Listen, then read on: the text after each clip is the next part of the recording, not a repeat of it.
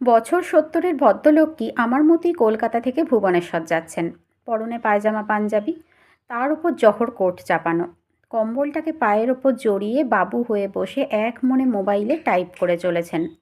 মাঝে মাঝে ফিক ফিক করে হাসছেন। বেশ কয়েকবার আমার দিকে তাকিয়ে কি যেন দেখলেন, আবার মোবাইলে মন দিলেন। কেন জানি না, সেদিন সেকেন্ড এসি ওই কামরাটি বেশ ফাঁকাই ছিল। ঠান্ডাটাও একটু বেশিই লাগছিল। রাত তখন 11টা হবে। বাকিরা সবাই মোটামুটি ঘুমের দেশে পাড়ি দিয়েছে বা দেবে দেবে করছে।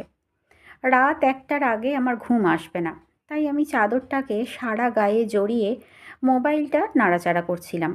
ভদ্রলোকটি চোখ থেকে হাই পাওয়ারের চশমাটা খুলে আমার দিকে তাকিয়ে জিজ্ঞাসা করলেন, কি ঠান্ডা লাগছে মাই সন?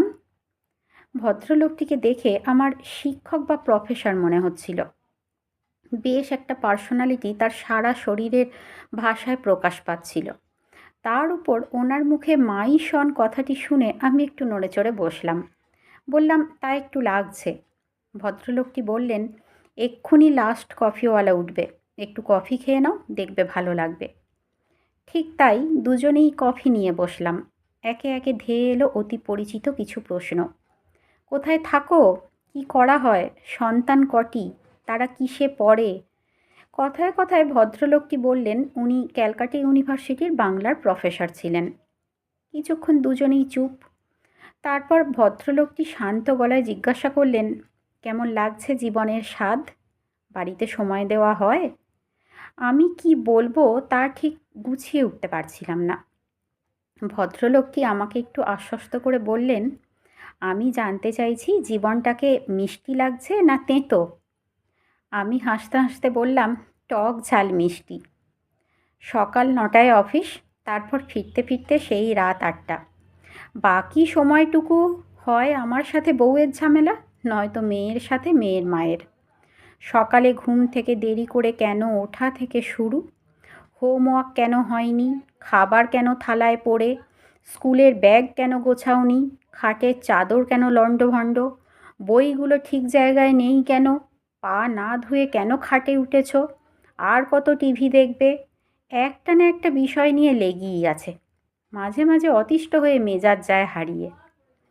ভদ্রলোকটি ছোট্ট একটি দীর্ঘশ্বাস ফেলে কম্বলটি বুকের উপর তুলে বলল, এটাই তো জীবনের সবচেয়ে সুন্দর সময়, এটাকে অবহেলা করো না।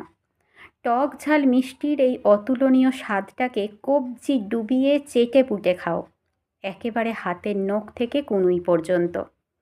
একটা সময় আসবে যখন ঘরে ঢুকে দেখবে চারিদিক নিঃশব্দ, বিছানার চাদরটা টান টান করে পাতা, মা মেয়ের প্রতিদিনের খণ্ডযুদ্ধ কোনো এক অলৌকিক ইশারায় চিরতরে অবসান ঘটেছে। মনে হবে চাদরটা 2 হাত দিয়ে আবার লণ্ডভণ্ড করে অপূর্ণ যুদ্ধের দামামা বাজাই। বইয়ের তাকটা পরিপাটি করে সাজানো, হালকা সাদা ধুলোর আস্তরণ বইগুলোতে লেপ্টে আছে। মনে হবে সব বইগুলো পরিষ্কার টেবিলটার ওপর আছড়ে ফেলে অসমাপ্ত অঙ্কগুলোকে ছোট ছোট হাত দুটো ধরে আর একবার কষাই। সব কিছু ঠিকঠাক, কিন্তু চারিদিক মরুভূমির নিস্তব্ধতা। সন্তানের পরিচিত গন্ধকে একটিবার পাওয়ার আশায় এঘর ওঘর শুধু ঘুরপাক খাওয়া। বাড়ি থেকে বেরোবার সময় পেছনে নড়বে না কোনো আদুল হাতের টাটা। টিভিটা আপন মনেই চলতে থাকে, কেউ কেড়ে নেয় না অযথা বাহানায়। খাবার টেবিলেই শুকোতে থাকে এঁটো হাত, কেউ ছোবল দেয় না আর ডিমের কুসুমে। মোবাইলের ওপারে আদুরে আওয়াজ প্রতিদিন থেকে, প্রতি সপ্তাহে থেকে প্রতি মাসে গিয়ে ঠেকবে। 2 দিনের জন্য আসবে, যাবার সময় ব্যাগের ভিতর নিয়ে যাবে হাঁটি হাঁটি পা পা থেকে একটু একটু করে গড়ে তোলা সব স্বপ্ন। দৃষ্টিশক্তি ধীরে ধীরে লোপ পাবে, বাড়বে শুধু ওষুধের সংখ্যা। অনিদ্রায় চোখ দুটো হয়ে উঠবে আরও নিশাচর। ভদ্রলোকটি প্রতিটি কথা ট্রেনের বিকট আওয়াজ পেরিয়ে বুকের ভিতর যেন তীরের মতো বিঁধছিল। আমি বললাম, তাহলে বাঁচার উপায়? ভদ্রলোকটি একটু ধরা গলায় বললেন, শীতের ঝরা পাতার মতো যদি ঝরে পড়ো, তবে কেউ ফিরেও তাকাবে না। উপরে সবুজ পাতার দিকে তাকিয়ে থাকতে থাকতে অচিরে বিলীন হবে মাটির বুকে। সবুজ পাতার মতো ফুটে উঠতে হবে ওই জীর্ণ বটবৃক্ষে। পুরনো বন্ধুদের সান্নিধ্যের আগুনে মনটাকে সেঁকতে হবে, ঠিক যেমন কনকনে শীতের রাতে কাঁপতে কাঁপতে এক টুকরো আগুনকে ঘিরে ধরে একটু ভালো লাগার উষ্ণতা, সারা শরীরে মাখতে ইচ্ছা করে। একমাত্র বন্ধুই পারে তোমার ক্ষয়ে যাওয়া জীবনে অফুরন্ত হাসির ফোয়ারা প্রলেপ লাগাতে।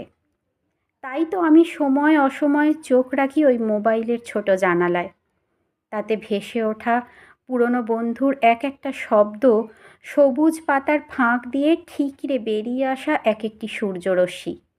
সযত্নে আগলে রেখেও পুরনো বন্ধুত্বকে। আজকের প্রতিদিনের কর্মযুদ্ধে হারিয়ে ফেলো না তাদের বন্ধুত্বের হাতছানি। আমি আজ যাচ্ছি আমাদের বন্ধুদের মিলন সমারোহে। 3 মাস অন্তর অন্তর আমরা মিট করি দেশের বিভিন্ন প্রান্তে। গান বাজনা হাসির কোলাহলে ডুবে থাকি 2 দিন। খুঁজে পাই বেঁচে থাকার অক্সিজেন। পরদিন ভোরবেলায় যখন ভুবনেশ্বর স্টেশনে নামলাম, দেখলাম গোটা 15-70 বছরের যুবক ভদ্রলোকটিকে ঘিরে ধরেছে। হাসতে হাসতে তারা এগিয়ে চলেছে নতুন ভুবন গড়তে। আমাকে দেখে ভদ্রলোকটি হাত নেড়ে বলল, লুক মাই সন, এরাই আমার এক একটি সবুজ পাতা। জানি না 20 বছর পর আমাদের ভবিষ্যৎ কী হবে। জানি না মোবাইলে টাইপ করার শক্তি হাতে মজুদ থাকবে কি না। হয়তো ধীরে ধীরে চোখের দৃষ্টি আবছা হয়ে আসবে। গ্রুপের গানের আসর হয়তো তখনও একই রকমভাবে জমে উঠবে। কিন্তু হঠাৎ করেই বেইমান হয়ে উঠবে আমার শ্রবণ শক্তি। আস্তে আস্তে শিথিল হবে আমার স্মৃতিশক্তির বাঁধন। তবু থেমে যেন না যায় বন্ধু তোদের গান, কবিতা, বাজনার অপরূপ সৃষ্টি। প্রতিটা হাসির কৌতুক ভরা রস হয়ে উঠুক এক একটি সদ্য প্রস্ফুটিত সবুজ পাতা। The show must go on.